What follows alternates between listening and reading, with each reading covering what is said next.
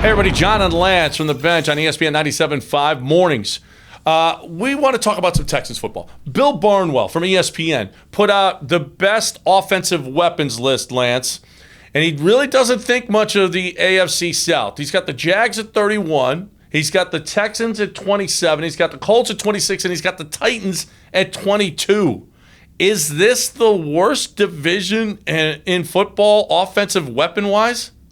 Well, I would say it's probably the AFC East, right? The Patriots, the Dolphins, the Jets. I mean, I think they'd have to be the worst. And I think he might be sleeping a little bit on the Titans with Derrick Henry, Jonnu Smith.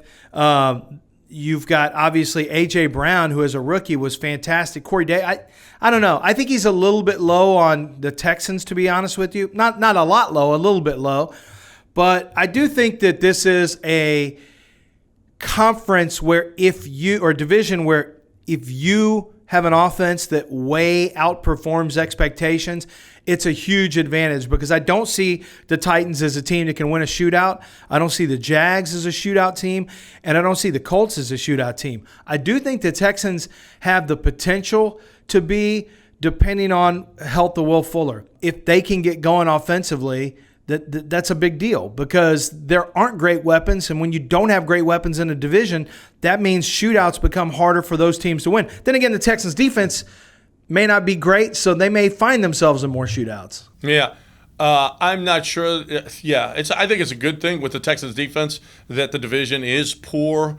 I think he's way low on the Texans if you want to know the truth. Yeah. I think again, the DeAndre Hopkins trade just made everybody think that the Texans just suck. And I just don't believe that. I think that they've got a chance if Deshaun can spread it around and not have his whoopee and not just count on DeAndre Hopkins this year, that he will spread it around, move it around, and they're actually going to got a possibility of being a better offense, which no one believes.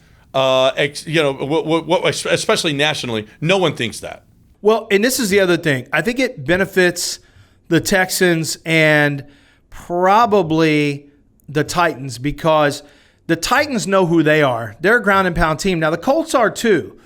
But the difference is Tannehill can make some things happen with his legs, and you really don't have that with Phillip Rivers. I don't think Jacksonville has enough offensively.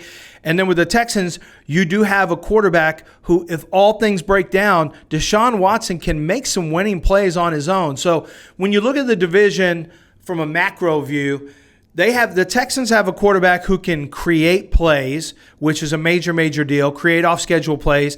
I think Tennessee has a brutal rushing attack, downhill running attack with a quarterback who can make some things happen with his feet. You look at the Colts, they got a downhill running attack too, and Phillip Rivers is a very smart quarterback. High interception totals, which is no good, and then he's not very escapable at this juncture of his career and really probably over the last 10 years. And then you got Jacksonville, who to me they're just not ready. So I think when you look at all things considered, the two front runners in the division, I think, are the Texans and the Titans.